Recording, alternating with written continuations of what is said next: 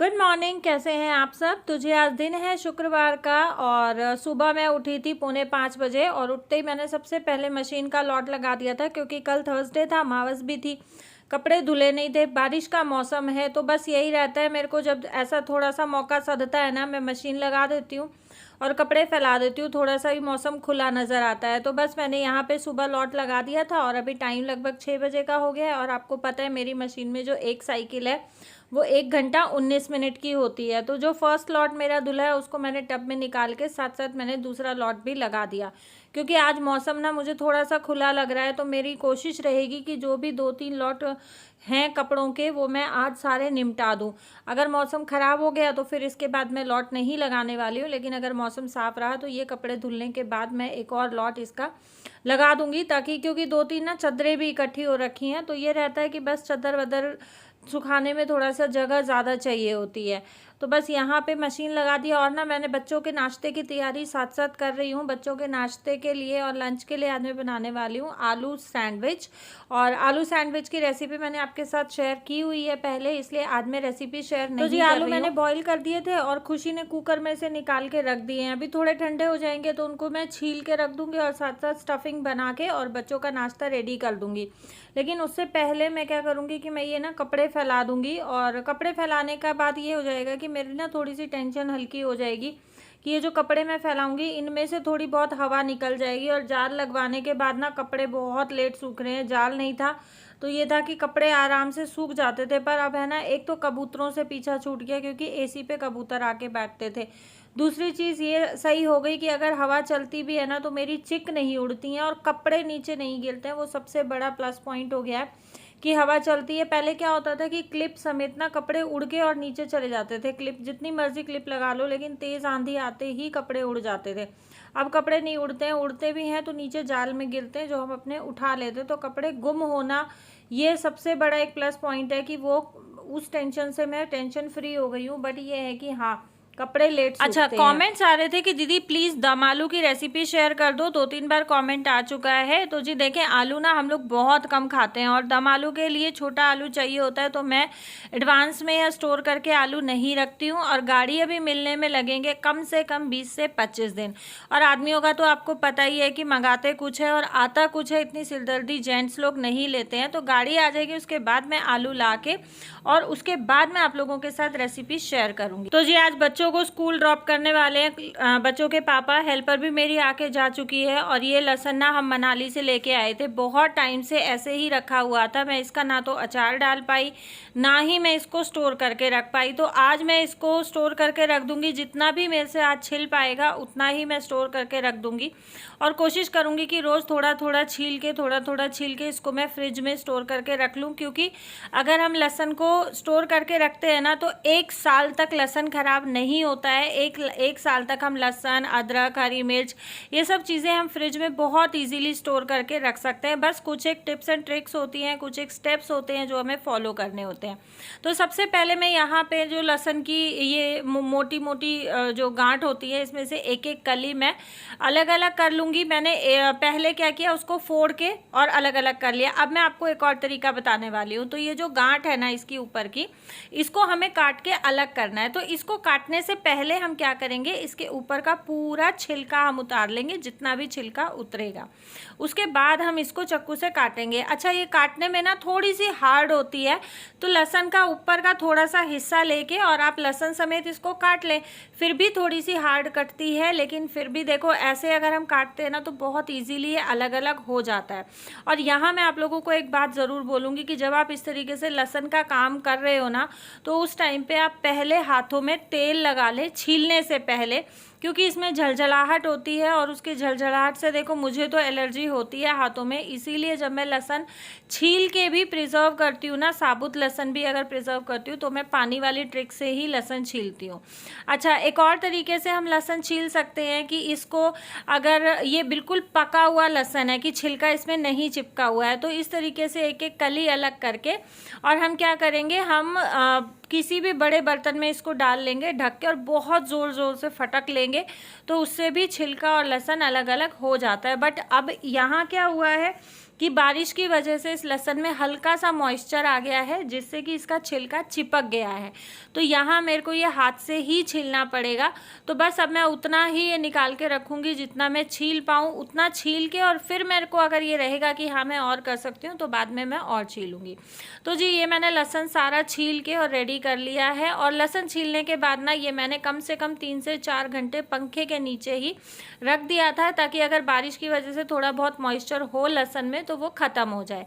अच्छा, जो मैं आप लोगों के साथ तरीका शेयर करने वाली हूँ ना, इसमें मॉइस्चर बिल्कुल नहीं होना चाहिए। अगर इसमें ज़रा सा भी आपके मिक्सी के जार में मॉइस्चर हुआ या लहसुन में मॉइस्चर हुआ तो आपका लहसुन ख़राब हो जाएगा। अब यहाँ मैंने लिया है लहसुन और उसमें डाल दिया मैंने नमक। यहाँ नमक जो है वो हमारे लहसुन के लिए प्रिजर्वेटिव का काम करेगा। आप चाहें तो इसमें थोड़ा सा वेजिटेबल ऑयल भी डाल सकते हैं, मैंने नहीं डाला है। लहसुन से भी नमक से भी हमारा लहसुन ख़राब नहीं होने वाला है। अब हमने इसको बिल्कुल पीस के अच्छे से बारीक पेस्ट बना लिया है और इसको डालेंगे हम कांच के कंटेनर में। अब आप सोचोगे कि मीनू इतना बड़ा जार लिया, तो ये जार 1 किलो का है। मैं इसको पूरे को भर के स्टोर करने वाली हूँ, क्योंकि ये लहसुन ना हम लोग 5 किलो लेके आए थे। तो 5 किलो तो अगर मैं इसी तरीके से छोड़ दूँगी तो ये ख़राब हो जाएगा। कई बार क्या होता है, बहुत ज़्यादा गर्मी हो जाती है तो लहसुन हमारा थोथा हो जाता है। अब बारिश में वैसे गल जाता है। तो इसी तरीके से मैं इसको पीस के स्टोर करके और मैं इसको फ्रीज़र में रख दूंगी। अच्छा, इसमें हमने पानी की एक बूंद भी नहीं डाली है। तो अगर हम इसको फ्रीज़र में रखते हैं तो नेट 1 साल तक हम इस लहसुन को यूज़ कर सकते हैं। 1 साल तक इस लहसुन का कुछ भी ख़राब नहीं होता है, कुछ नहीं बिगड़ता है। अगर हम फ्रिज में स्टोर करते हैं तो फ्रिज में हम 2 से 3 महीना इस लहसुन को आराम से रख सकते हैं। अच्छा, इस तरीके से लहसुन का पेस्ट बना के रखने से क्या होता है कि टाइम की भी बहुत बचत हो जाती है। अब सपोज़ हमारे घर में अचानक से मेहमान आ गए, 2-3 रेसिपीज़ रेडी करनी है, तो मसाला कूटने पीसने में भी बहुत टाइम जाता है। और इस तरीके से अगर हमने अदरक, लहसुन, हरी मिर्च ये सब चीज़ें प्रिजर्व करके पहले से रखी हुई है तो बहुत ईजी हो जाता है, फटाक से निकाला और यूज़ कर लिया। अच्छा, बहुत जल्दी मैं आप लोगों के साथ अदरक लहसुन का पेस्ट भी शेयर करने वाली हूँ। ये देखो कितनी तेज़ बारिश आई है, अचानक से बहुत तेज़ बारिश आई है। मैं अपना सूट ना ठीक कर रही थी और मुझे बिजली गरजने की आवाज़ आई। मैंने सोचा चलो कपड़े उतार लेती हूँ, ऐसा ना हो बारिश आ जाए। कपड़े उतारने आई तो भगवान, इतनी धुआंधार आंधी तूफान वाली बारिश। गमले में देखो आप कितना पानी भरा हुआ है। और यहाँ मैंने एक बार चिक उतार देती हूँ तो ये कि अंदर जो पानी आ रहा है उसकी थोड़ी रुकावट हो जाएगी। ये ऊपर अटका हुआ है, मेरा हाथ नहीं आ गया, मैं लक्की को उठा के लाई हूँ। किस किस के यहाँ आज इतनी तेज़ धुआंधार बारिश हुई है, कमेंट बॉक्स में कमेंट करके ज़रूर बताना। मेरे एक बार फिर से धुले धुलाए कपड़े सारे गीले हो गए। अब बारिश जब रुक जाएगी उसके बाद मैं ये कपड़े उतारूँगी और फिर बाद में ही मैं इनको मशीन में डाल के और दोबारा धोने वाली हूँ। मेरा दोबारा से काम बढ़ गया। आज मेरे को कहाँ, मैं ये सोच रही थी कि मैं सारे कपड़े निपटा दूंगी और कहाँ भगवान ने दोबारा कपड़े धुलवा दिए। और आप देखो कितनी तेज़ हवा चल रही है और यहाँ ये नींद में है, लक्की ऐसे ही छोड़ के चला गया। कोई नहीं, मैं कर देती हूँ। और आप देखो चिक उड़ रही हैं, बहुत तेज़ आंधी तूफान आया हुआ है। यहाँ का आपने हाल देख लिया। अभी मैं ना आपको मेन डोर का दिखाती हूँ। देखो अंदर, पूरा अंदर कमरे तक पछाड़ आ रही है इसकी। तो मेन डोर से मैं आपको बाहर का भी दिखा देती हूँ। बाहर भी बहुत बुरे हालात होंगे क्योंकि हर बार का यही सीन होता है यहाँ पे। ये देखो सारा ना ऊपर, क्योंकि ये स्टेयरकेस पूरा ऊपर से खुला हुआ है, तो वहाँ से ना पानी नीचे गिरता है और हर फ्लोर पे इसी तरीके से पानी जमा हो जाता है। यहाँ खड़े कर ले बेटा, यहाँ खड़े कर ले दीवार के साथ। वो शू रैक उठा के इधर रख दे।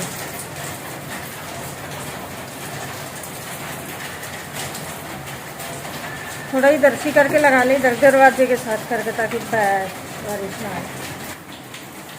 ये ना हर बार ऐसे ही गंद मचता है। जितनी बार भी बारिश आती है ना उतनी बार इसी तरीके से गंद मचता है। पिछली वाली सोसाइटी थी ना हमारी, उसका कॉरिडोर बिल्कुल बंद था तो उसमें अंदर पानी नहीं आता था, फ्लैट के सामने पानी नहीं भरता था। ये वाला सूट में ठीक कर रही थी। ये मैंने कल इसकी गले की कटिंग करी थी, गला छोटा रह गया था और यहाँ गला बनाते बनाते ना मेरे मशीन की टूट गई सुई। ये देखो आप, बिल्कुल टेढ़ी हो गई है सुई। और इसमें ना ये मशीन के पैडल में जो आपको रेत सा दिख रहा है ना, ये चौक का है, और जैसे बुकरम में गला बनाती हूँ तो बुकरम का वो धूल सी उड़ती है ना, बस वही है। तो जब मेरा सूटों का काम पूरा हो जाएगा मैं इसकी अच्छे से सर्विस करके और रख दूँगी। आप लोग इसका रिव्यू मांग रहे थे, तो ये मशीन है मेरी उषा जनोमी की, और ये मशीन मैंने लगभग 13-14 साल पहले 5,000 की ख़रीदी थी।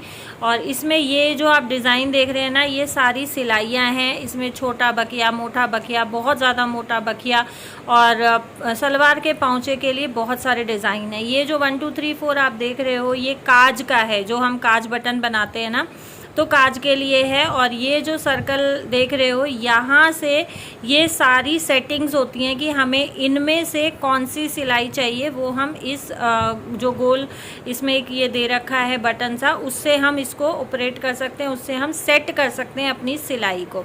तो इस तरीके की है। और ये उषा जनोमी की ड्रीम स्टिच है। इसका ये पैडल है, ये पैडल देखो बहुत सारी लेडीज़ क्या करती हैं, इसको पैर से ऑपरेट करती है पैडल को, लेकिन मैं घुटने के नीचे रखती हूँ। मैंने आज तक कभी भी इस पर पैर नहीं रखा है। फिरकी जो हम भरते हैं वो यहाँ से भरी जाती है। इसमें फिरकी डाली धागा लगा के, और इसको इस तरीके से आगे सरका दिया, और बस फिरकी बहुत आसानी से भर जाती है। तो जी ये था आज का वीडियो। पसंद आया हो तो लाइक शेयर सब्सक्राइब करना चैनल को।